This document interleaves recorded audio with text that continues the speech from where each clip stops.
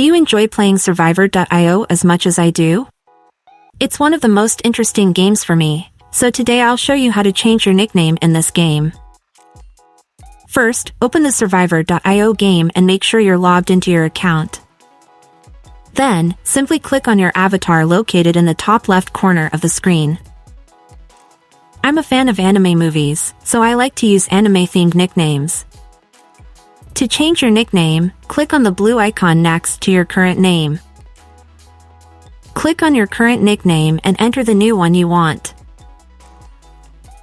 Don't forget to confirm your choice by pressing the Enter key on your keyboard. Additionally, you need 100 gems to change your nickname.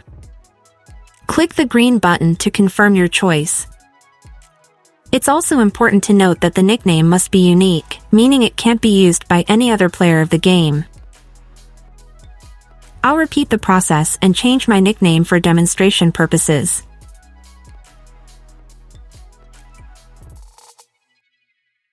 The nickname has been successfully changed.